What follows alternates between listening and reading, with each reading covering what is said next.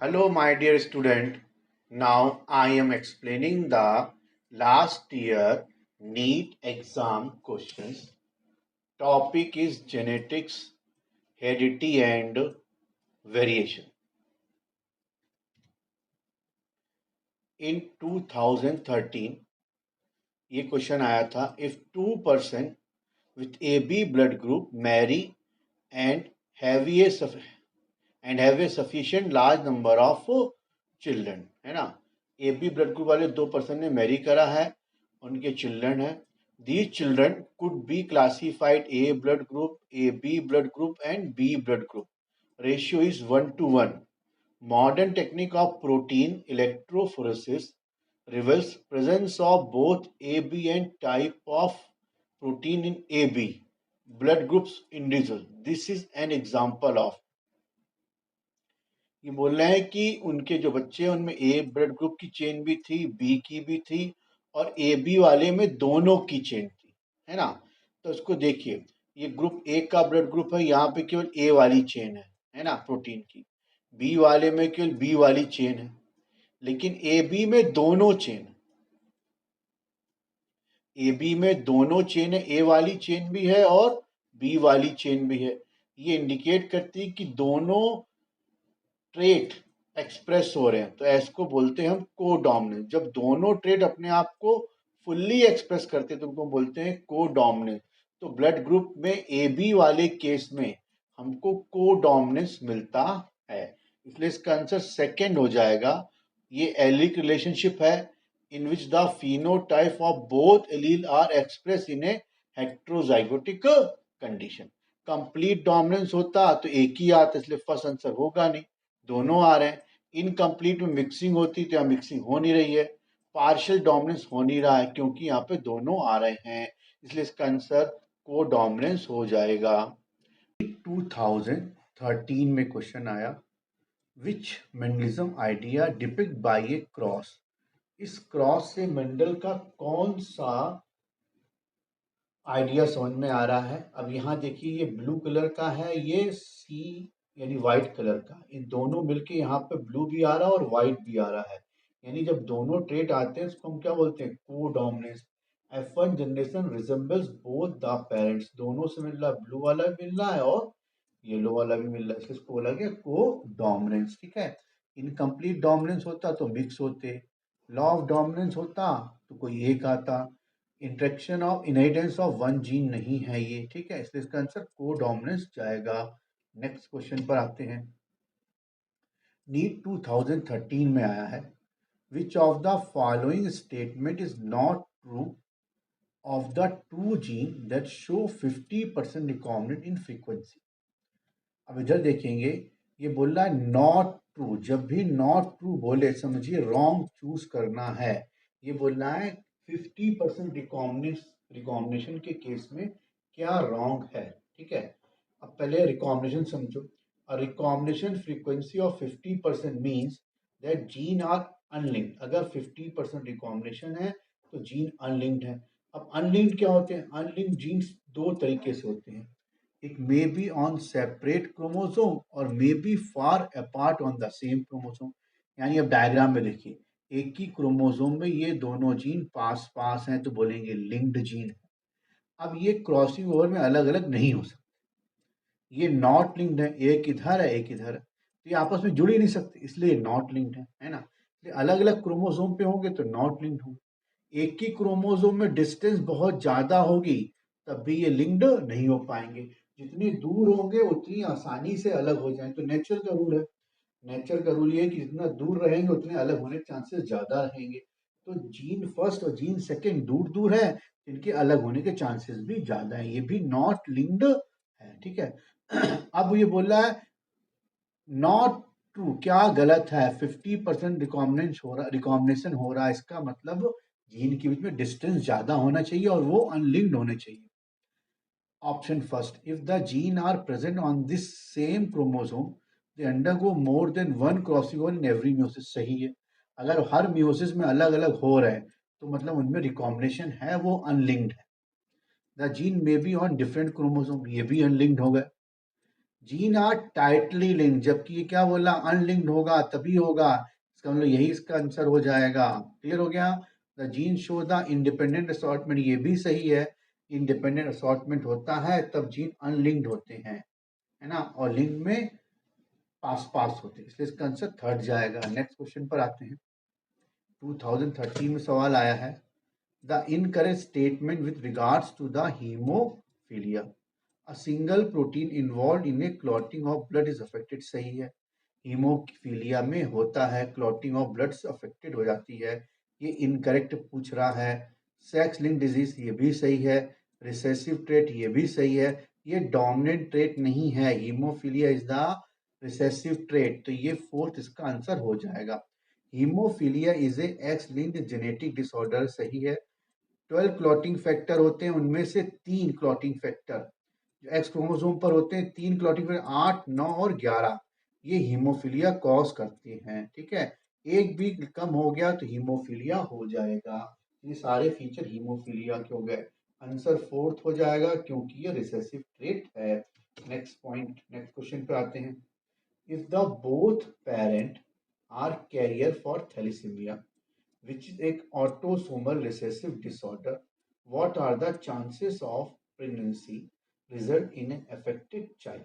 Autosomal recessive disorder है और parent career है, यानी ऐसे है पेरेंट कैपिटल ए और स्मॉल ए, यानी स्मॉल ए पर जीन है थैलेसीमिया का, है ना, तो ये कैरियर हो गया। अब ये दो पेरेंट हो गए, एक ए स्मॉल ए ये हो गया, एक ये हो गया, यानी केवल इसमें जीन आएगा डिजीज का, बाकी किसी में डिजीज का जीन नहीं आएगा। तो 25% रिसेसिव ही अफेक्टेड होंगे, बाकी अफेक्टेड नहीं होंगे, इसलिए इसका आंसर फोर्थ चला जाएगा। नेक्स्ट क्वेश्चन पर आते हैं।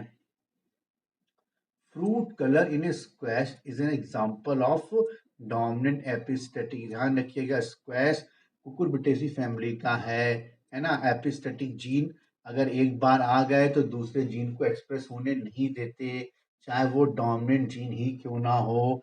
इसीलिए देखिए जहां जहां पर पाई इसमें पनेट स्क्वायर में जहां जहां पर कैपिटल डब्ल्यू है वो सब वाइट है ना, जहां पर डब्ल्यू नहीं है कैपिटल डब्ल्यू वो वाइट तो नहीं है। रिसेसिव एपिस्टेटिक रैट में मिलेगा, कॉम्प्लीमेंट्री जीन लेथायरस में मिलेगा, इनहिबिटरी जीन राइस में मिलेगा, इसलिए इसका आंसर सेकंड हो जाएगा। नेक्स्ट क्वेश्चन पर आते हैं। A man whose father was color blind marry a woman, है ना, a man whose father was color blind marry a woman, एक मैन उसके फादर क्या थे कलर ब्लाइंड, इधर वो फादर कलर ब्लाइंड है तो आपको मदर नॉर्मल ही माननी है, जब जिसके बारे में नहीं दिया है उसको आपको नॉर्मल ही मानना है। तो फादर कलर ब्लाइंड है, मदर नॉर्मल हो गई, तो लड़का क्या होगा, नॉर्मल होगा। इसका मतलब ये जो लड़का है ये नॉर्मल है ना। Who had a colour blind mother and normal father, जिस वुमेन से वो मैरी कर रहा है उसके फादर नॉर्मल है लेकिन मदर क्या है, कलर ब्लाइंड। इस कैटेगरी पे आइए अब ये, तो लड़की कैसी होगी, कैरियर होगी, लड़की कैसी होगी, कैरियर होगी, तो लड़कों में चांसेस होंगे। इसका मतलब क्या हो गया, लड़का नॉर्मल हो गया और लड़की कैरियर हो गई। जब लड़की कैरियर हो गई तो किसी एक में जीन जाने के चांसेस ज़्यादा हैं, क्योंकि वाई क्रोमोसोम तो फादर से आएगा, है ना, ये वाई फादर से आ गया, एक्स एक तो आएगा ही आएगा, तो 50% लड़के अफेक्टेड होंगे, आंसर थर्ड हो जाएगा। बस यहाँ पे ये ध्यान रखना, मेल का अलग होता है, फीमेल का अलग परसेंटेज निकालना पड़ता है, 25% नहीं बोलना है, बॉयज का अलग करना है, गर्ल्स का अलग। नेक्स्ट पे आते हैं। नीट 2014 में आया, in a population of 1000 individuals 360 belongs to genotype A, 480 belongs to heterozygous and the remaining 160 is recessive homozygous. Based on this data, the frequency of allele A in a population, अब ये Hardy वीनवर्ग से जुड़ा हुआ सवाल है, आप समझिए इसको। इंडिविजुअल्स 1000 है, यानी 1000 लोगों में 2000 एलील होंगे, क्योंकि हर आदमी में 2 एलील होते हैं। अब ये बोला उस पॉपुलेशन में 360 360 लोग इस तरह के, 480 लोग इस तरह के हैं और 160 लोग इस तरह के, इनको आप टोटल करोगे, इन सबका प्लस करोगे तो ये 1000 हो जाएगा, ठीक है। अब इनमें जो एलील है 360 में 2 A है, यानी हर पर्सन में 2 A है। जैसे मान लो ये एक पर्सन हो गया, ये एक पर्सन हो गया, इसमें 2 A है ना। हर पर्सन में 2 A हैं, तो 360 में जस्ट डबल कर दो, 720 हो जाएगा। 480 लोगों में कैपिटल ए स्मॉल ए, यानी हर आदमी में कैपिटल ए स्मॉल ए है, यानी सब में एक कैपिटल ए होगा एक स्मॉल ए होगा। तो 480 लोगों में कैपिटल ए भी 480 होगा, स्मॉल ए भी 480 होगा। यहाँ पे स्मॉल ए 0 है क्योंकि इसमें नहीं है, इसलिए मैंने डबल करा इसको। 160 हर आदमी में 2 A है, तो 160 लोगों में कितना हो जाएगा, 320 हो जाएगा। क्लियर हो गया है ना। अब तो 720 और 480 को जोड़ दो, कितना हो जाएगा, 1200 हो जाएगा। और 2000 एलील होगा टोटल, तो ये परसेंटेज आ गया 0.6 कैपिटल ए का, तो ये इसका आंसर होगा। या फिर जीनोटाइप निकालोगे तो 360/1000 0.36 आ गया, ये पी स्क्वायर की वैल्यू हो गई। तो पी स्क्वायर बराबर 360, तो पी बराबर क्या हो जाएगा, 0.6। क्लियर हो गया। मतलब ये टोटल पॉपुलेशन बेस्ड सवाल है, यानी 1% में 2 कैपिटल ए हैं, तो 10% में 20 कैपिटल ए होंगे, ऐसे 360 में जस्ट डबल हो जाएगा। क्लियर हो गया। नेक्स्ट क्वेश्चन पर आते हैं। A man with blood group A marry a woman with the blood group B। ये A ब्लड ग्रुप वाला हो गया, ये B ब्लड ग्रुप वाला हो गया। ठीक है, हमेशा हेट्रोजाइगस लेना है, होमोजाइगस जब तक क्वेश्चन में मेंशन ना हो तब तक नहीं लेना। तो जब इसका पनेट स्क्वायर देखेंगे तो ये भी ब्लड ग्रुप आ रहा है, ए बी ए और ओ, चारों तरह के ब्लड ग्रुप आ रही है ना। तो ये चारों तरह के ब्लड ग्रुप आ रहे हैं। क्लियर हो गया। जब चारों तरह के ब्लड ग्रुप आते हैं तो उस केस में क्या होता है, आंसर सेकेंड हो जाएगा। आंसर क्या हो जाएगा, सेकेंड। फर्स्ट होगा नहीं क्योंकि वो है नहीं, थर्ड और फोर्थ हो नहीं सकता, उसमें भी ओनली लिखा है ए और ओ ए बी। नेक्स्ट क्वेश्चन पर आते हैं। नीट 2015 में आया ये क्वेश्चन, आंसर थर्ड है। ठीक है, how many pairs of contrasting character in 3 plant were studied by the Mendel in his experiment, है ना, एक्सपेरिमेंट। ठीक है, मेंडल ने अपने उसमें एक्सपेरिमेंट में कितने कंट्रास्टिंग ट्रेट लिए थे, तो 7 ट्रेट लिए थे। आप देखो ना, stem height, flower position, flower colour, pot shape, pot colour, seed shape और सीड कलर, तो टोटल 7 ट्रेट कंट्रास्टिंग फॉर्म में लिए थे। ये कंट्रास्टिंग हो गया, 7 ट्रेट हो गया, इसलिए इसका आंसर थर्ड हो जाएगा। नेक्स्ट क्वेश्चन पर आते हैं। Multiple alleles are present. Multiple alleles मतलब जब एक एलील एक से अधिक फॉर्म में हो, 3 और more alternative forms of a gene that can occupy the single locus, but a diploid individuals has only 2 of the alleles. ठीक है, अब ये बोलना है लोकस क्या होता है, पहले समझो। एक लोकस ये हो गया, एक लोकस ये हो गया, तो ये सेम लोकस हो, है ना। 2 क्रोमोसोम के सेम लोकस पर ही मल्टीपल एलील्स पाए जाते हैं, क्लियर हो गया। अब यहाँ पे मान लीजिए, अब डायग्राम देखिए, ये ब्लड ग्रुप ए है क्योंकि इसके ऊपर ए चेन है, ये भी ब्लड ग्रुप है लेकिन इसके ऊपर बी चेन है। दोनों आरबीसी सेम काम करेंगी, बट दोनों आरबीसी की पहचान अलग अलग है।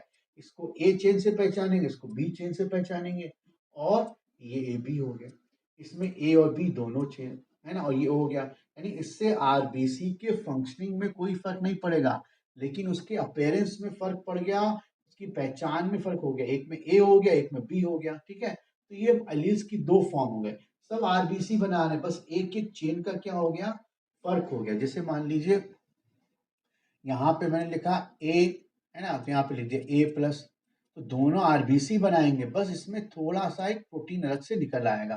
तो मल्टीपल जब एक से अधिक फॉर्म में हो, मतलब से कोई पेन हो गया, वो एक कंपनी का पेन है, एक्स कंपनी का, मान लीजिए रोनाल्डो कंपनी का पेन है ना, तो वो भी ब्लू कलर का चल रहा है। दूसरी कंपनी का पेन लेंगे, वो भी ब्लू कलर का चलेगा, बट दोनों का शेप क्या होगा, अलग अलग होगा, तो बोलेंगे मल्टीपल फॉर्म्स, है ना। तो ऐसे एलील्स जब एक ही लोकस पे मिले, same locus of the homologous chromosome पे मिले, तो उनको बोलते हैं मल्टीपल एलील्स। ये सेम लोकस हैं, ये सेम नहीं है, ये डिफर लोकस हो गए। ये क्या हो गया, डिफर लोकस हो गए, ये डिफर हो गए, बट ये क्या हो गए, सेम लोकस। तो same locus of the homologous chromosome. ठीक है, डिफरेंट लोकाई नहीं बोल सकते, फर्स्ट आंसर नहीं होगा।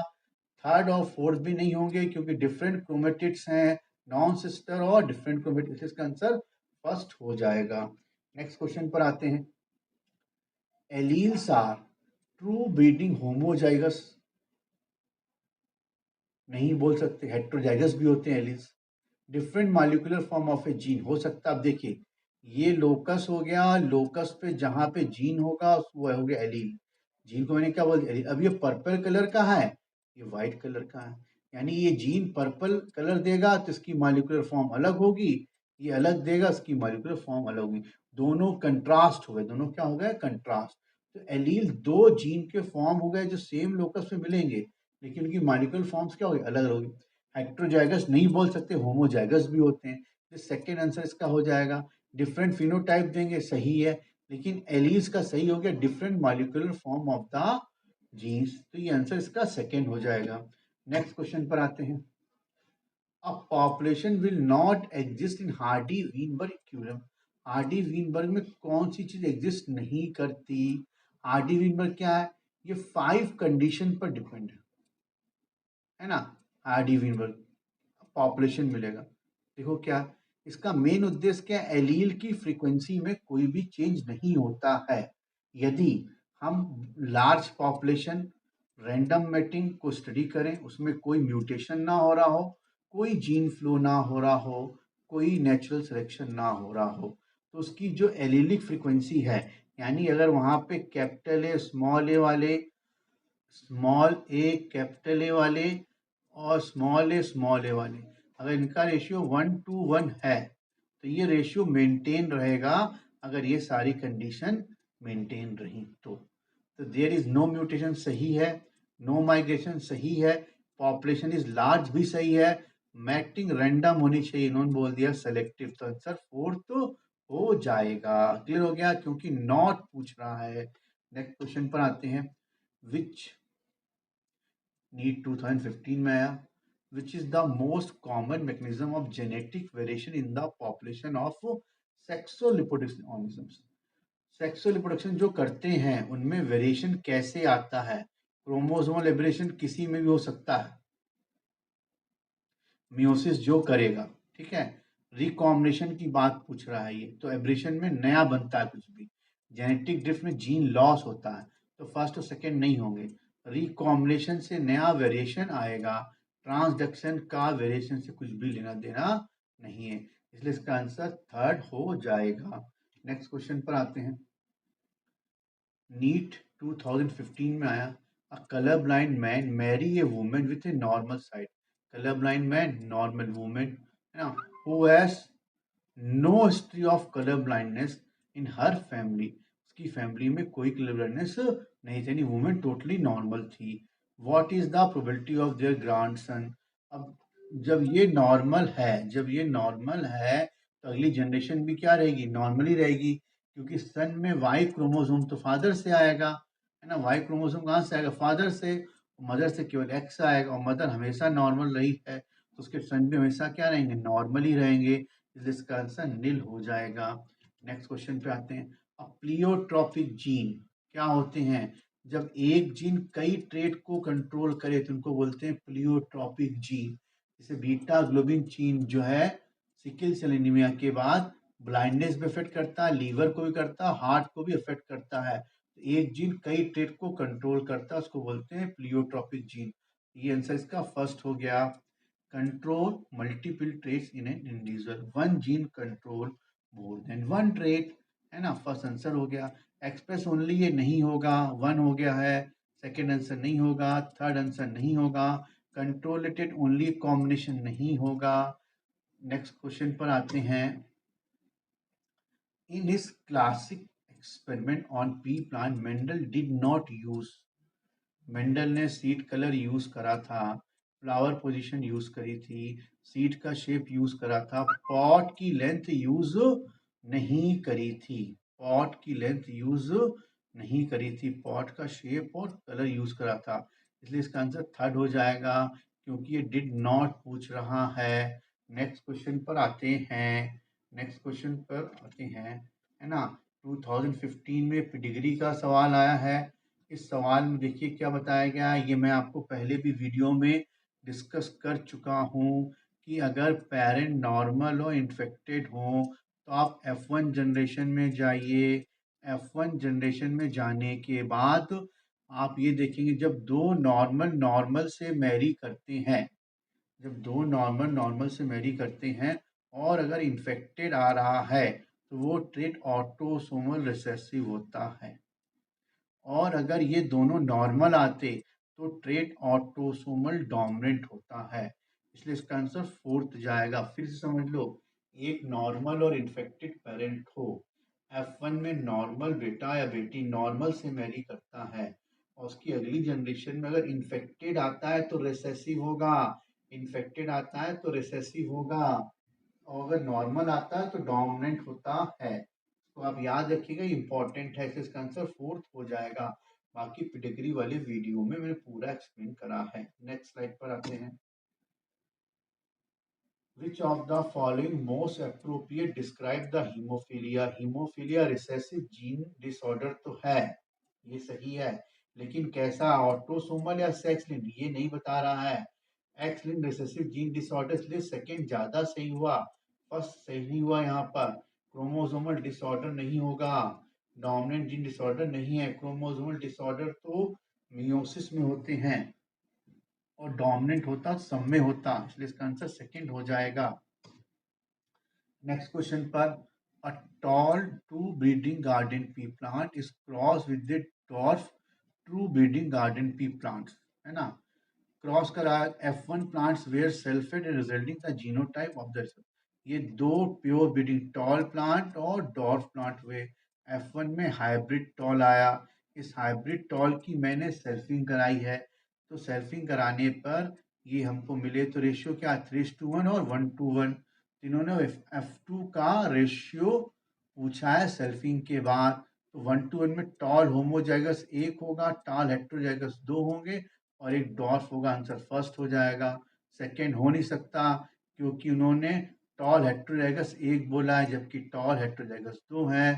थर्ड और फोर्थ इसलिए नहीं हो सकते क्योंकि वो जीनोटाइप की बात कर रहा है, फिनोटाइप की बात तो नहीं कर रहा है, इसलिए इसका आंसर फर्स्ट हो जाएगा। नेक्स्ट क्वेश्चन पर आते हैं। Pick out the correct statement. Haemophilia is a sex linked recessive disease, सही है। डाउन सिंड्रोम एन्यूप्राइडी से होता है, सही है। Phenylketonuria is a autosomal recessive gene disorder, ये भी सही है। तो ए बी सी तो एकदम सही है। Sickle cell anaemia is a X link नहीं है, सिकल सेल जो है वो ऑटोसोमल ट्रेट है, इसलिए फोर्थ ऑप्शन गलत हो गया। इसलिए इसका आंसर करेक्ट पूछ रहा है तो आंसर ए बी सी वाला जाएगा, यानी कि फोर्थ आंसर इसका हो जाएगा। नेक्स्ट क्वेश्चन पर आते हैं, फोर्थ इसका आंसर हो जाएगा। नेक्स्ट क्वेश्चन पर आते हैं। इन ए टेस्ट क्रॉस इन्वॉल्विंग F1 डायहैबिट, सही है, फ्लाइज मोर पेरेंटल टाइप, जब भी मोर पेरेंटल टाइप पूछे तो समझो लिंक्ड जीन है, तो ये क्या इंडिकेट कर रहा है, लिंकेज इंडिकेट कर रहा है। पेरेंटल टाइप रिकॉम्बिनेशन ज्यादा आ रहे हैं, समझो लिंक्ड जीन है। The two gene are located on the two different chromosome, नहीं, ये नहीं हो सकता, अलग अलग क्रोमोसोम पे जीन लिंक्ड नहीं होते हैं। Chromosome fail to separate during the meiosis, इससे तो डिसऑर्डर होगा, क्रोमोसोमल डिसऑर्डर, तो ये नहीं हो सकता। The two genes are link present on the same chromosome, ये सही है, लिंक जीन एक ही क्रोमोसोम पे मिलेंगे, इसलिए इसका आंसर थर्ड हो जाएगा। Both the character controlled by more than one gene, तो पॉलीजीन की बात कर रहा है, इसलिए फोर्थ भी आंसर नहीं होगा। नेक्स्ट क्वेश्चन पर आते हैं। A true breeding plant, homozygosity जो डेवलप करते हैं उनको बोलते हैं ट्रू ब्रीडिंग प्लांट, इसका आंसर फर्स्ट हो जाएगा। ऑलवेज होमोजाइगस नहीं हो सकता है, ऑलवेज है, इसलिए स्टेटमेंट ये गलत हो गया। One that is able to breed on its own, नहीं, किसी दूसरे से भी ब्रीड कर सकता है, इसलिए थर्ड भी आंसर नहीं होगा। क्रॉस पॉलिनेशन अनरिलेटेड प्लांट में होगा तो हेटेरोजाइगोसिटी आएगी, ट्रू ब्रीडिंग नहीं आएगी, इसलिए फोर्थ भी आंसर नहीं होगा, इसलिए इसका आंसर फर्स्ट हो जाएगा। नेक्स्ट क्वेश्चन पर आते हैं। जेनेटिक ड्रिफ्ट, पहले देखो क्या है। Genetic drift is a change in allele frequency due to random events. कोई भी ऐसी घटना घटी जिससे जीन के नंबर कम हो गए। Genetic drift operate most strongly in small population. Small population में अगर कोई भी चेंजेस होते हैं तो आपको आसानी से दिखाई देंगे, है ना। आप डायग्राम में देखो, यहाँ पर 3 ग्रीन इंसेक्ट, ये गलती से मर गए, 2, एक बचा। अब अगली जनरेशन में इसके ग्रीन वाले के नंबर क्या हो जाएंगे, कम हो जाएंगे। यानी ग्रीन वाले एलील की जीन की फ्रीक्वेंसी क्या होगी, कम हो जाएगी। फ्रीक्वेंसी मतलब जो चीज बार बार आए उसको बोलते हैं फ्रीक्वेंसी, रिपीटेड।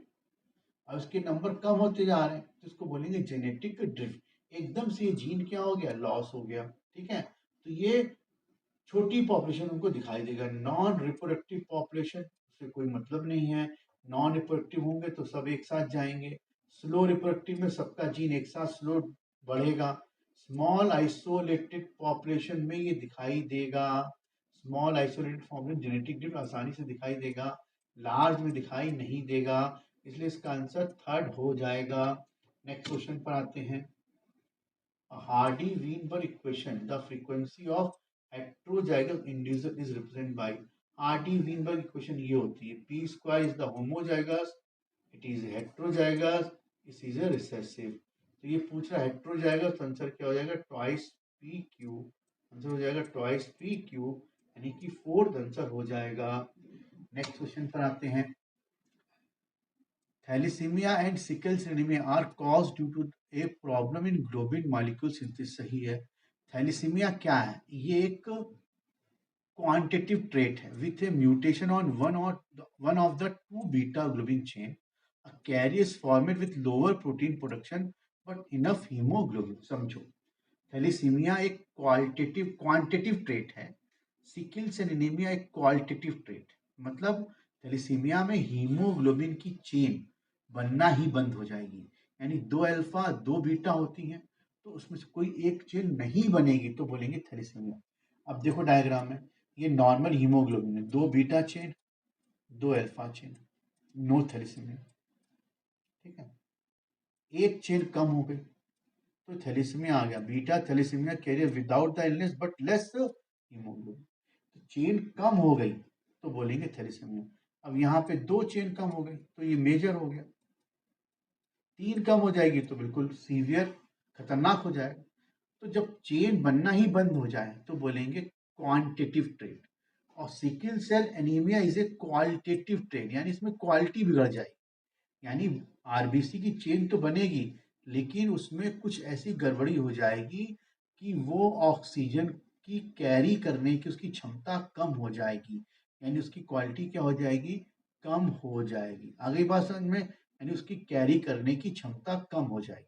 तो अब देखते हैं, both are the quantitative trait wrong हो गया क्योंकि सिकल सेल क्वालिटेटिव ट्रेट है। Thalassaemia is due to less synthesis of globin molecule, सही है, चेन कम बनेगी। Sickle cell anaemia is due to the quantitative, गलत है, सिकल सेल क्वालिटेटिव है।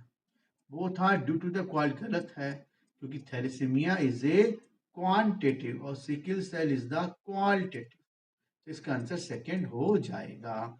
नेक्स्ट क्वेश्चन पर आते हैं। नेक्स्ट क्वेश्चन क्या है इसका, जीनोटाइप हस्बैंड और वाइफ का देखना है। ये ए बी हो गया जीनोटाइप हस्बैंड का और ये वाइफ का हो गया, इनके ये चिल्ड्रन हो गया, ठीक है। अब जीनोटाइप देखोगे तो चारों अलग अलग है, 4 जीनोटाइप आ रहे हैं, सब 25% आ रहे हैं। तो 4 जीनोटाइप तो सेकेंड और थर्ड दोनों में, ठीक है। फिनोटाइप देखो तो ये ए ब्लड ग्रुप है, ये 50% और ये एक एक है, यानी 2:1, 2:1 है, 3 फिनोटाइप है। 3 क्या फिनोटाइप, एक ये हो गया तो ये आंसर इसका फोर्थ हो जाएगा, है ना। फर्स्ट हो नहीं सकता, थर्ड हो नहीं सकता क्योंकि 4 फिनोटाइप दिए हैं। नेक्स्ट क्वेश्चन पर आते हैं। Which of the following pair is wrongly match, star synthesis in P, multiple alleles पे नहीं है, प्लियोट्रॉपिक है, यही मिसमैच है, तो ये आंसर हो गया first. A B blood group codominance सही है, ये भी सही है, ग्रॉस ऑफर और मॉर्गन ने लिंकेज को खोजा था, इसलिए इसका आंसर फर्स्ट हो जाएगा। नेक्स्ट क्वेश्चन पे आते हैं। Which of the following characteristic represent the inheritance of blood group in humans. Dominance है, को डोमिनेंस है, मल्टीपल एलील्स है, ये दोनों नहीं है। तो इसका आंसर ए बी सी हो जाएगा, यानी सेकंड होगा, डी ये नहीं होगा। आंसर इज सेकंड हो जाएगा। नेक्स्ट क्वेश्चन पर आते हैं। A women has X linked condition on one her X chromosome. अब वुमेन में है तो बॉयज में जाएगा, डॉटर में जाने के चांसेस कम है, लेकिन जा सकता है क्योंकि वुमेन में 2 एक्स क्रोमोसोम्स होते हैं। भी इनहेरिटेंट ओनली डॉटर नहीं होगा, ओनली सन नहीं होगा, ओनली ग्रैंडसन भी नहीं होगा, बोथ सन एंड डॉटर दोनों आएगा। नेक्स्ट क्वेश्चन पर आते हैं। A gene locus has 2 alleles, A small है, ठीक है। If the frequency of allele is 0.4, what will the frequency of homozygous dominant, heterozygous और रिसेसिव की बतानी है। अभी हार्डी बीन वर्क पे है। हार्डी बीन बोलता है P plus Q equal to 1, 0.4 दिया हुआ है P, 0.4 हो गया ये P, ये हो गया P। तो Q की वैल्यू क्या हो गई, माइनस कर देंगे 1 से, -1 तो क्या आ गया 0.6, ये वैल्यू किसकी हो गई, Q की हो गई, है ना। तो P स्क्वायर यानी A का स्क्वायर करेंगे तो 16 हो गया, है ना। ये कितना हो जाएगा 36, और ट्वाइस पी क्यू। फॉर्मूला इसका क्या होता है, P स्क्वायर बताना हमको, Q स्क्वायर बताना है हमको, और ट्वाइस पी क्यू बताना है। तो P स्क्वायर तो हो गया 16, ये हो गया 36, और ये कितना हो जाएगा ट्वाइस पी क्यू हो जाएगा 48.48। तो आंसर इसका थर्ड हो जाएगा 16.48 और 36। क्लियर हो गया। नेक्स्ट क्वेश्चन पर आते हैं। Map unit is adopted in the construction of genetic map. Gene की डिस्टेंस की बेसिस पर हम क्रोमोसोम्स पर जीन मैप बनाते हैं। तो मिनिमम 1% डिस्टेंस तो हम मान के चलते हैं। तो आपको यूनिट डिस्टेंस बिटवीन जीन एक क्रॉस ओवर 1% तो रिप्रेजेंट करनी है। इसका आंसर थर्ड हो जाएगा। 10 क्रॉस ओवर नहीं होगा, 2 एक्सप्रेस जीन में कम से कम एक बार तो क्रॉसिंग ओवर होगी। ये बोल रहे हैं 10 टाइम्स में एक बार क्रॉसिंग ओवर होगी, तो ऐसे तो हर जनरेशन में 9 पेरेंटल बन जाएंगे। तो सेकेंड भी नहीं हो सकता, इसमें 100% दिया है। थर्ड हो जाएगा, 1% होंगे तो बाकी करेक्टर अलग हो जाएंगे। फोर्थ भी नहीं होगा क्योंकि यूनिट डिस्टेंस 50% हम नहीं कर सकते, ये बहुत ज़्यादा हो जाएगी। नेक्स्ट क्वेश्चन पर आते हैं। The frequency of recombination between the gene on the same chromosome major distance given by Alfred student. याद कर लीजिए, इन्होंने सबसे पहले जेनेटिक मैप बनाया था, ये मॉर्गन के स्टूडेंट थे, ऐसा एनसीईआरटी में लिखा हुआ है। नेक्स्ट क्वेश्चन पर आते हैं। इनकरेक्ट स्टेटमेंट चूज करना है। मेल फ्रूट फ्लाई ये हेट्रोगेमेटिक होती, सही है। ग्रॉस हॉपर वाला 50% स्पर्म, ये भी सही है। In domestic foul sex of the progeny depend on the type of sperm rather than egg, ये गलत है, ये उल्टा लिख दिया। यहाँ पे फीमेल हेट्रोजाइगस होती है, इसलिए इसका आंसर थर्ड हो जाएगा क्योंकि इनकरेक्ट पूछा है। Human male have one there sex chromosome much shorter than the other, ये भी सही है। तो फर्स्ट, सेकेंड और फोर्थ सही है, थर्ड गलत है, इसलिए इसका आंसर थर्ड हो जाएगा। नेक्स्ट क्वेश्चन पर आते हैं। एंटी रैनम रेड फ्लावर में इनकम्प्लीट डोमिनेंस मिलती है। F1 जनरेशन में पिंक फ्लावर मिलेंगे, सही है। व्हेन पिंक फ्लावर को सेल्फ कराते हैं तो 1:1 का रेशियो मिलेगा। तो ये क्या पूछना, incorrect statement, this statement does not follow the, ये सही है। Pink colour F1 is due to incomplete dominance, ये भी सही है। इनकरेक्ट पूछ रहा है। 1 फॉर रेड 2 फॉर पिंक, ये भी सही है। लॉ ऑफ सेग्रीगेशन हमेशा अप्लाई होता है, तो नॉट अप्लाई यहाँ पे नहीं होगा, इसलिए इसका आंसर फोर्थ हो जाएगा। नेक्स्ट क्वेश्चन पे आते हैं। ये मैचिंग द कॉलम है ना। तो एक्स एक्सोटाइप ग्रॉस हॉपर का पीछे बताया था।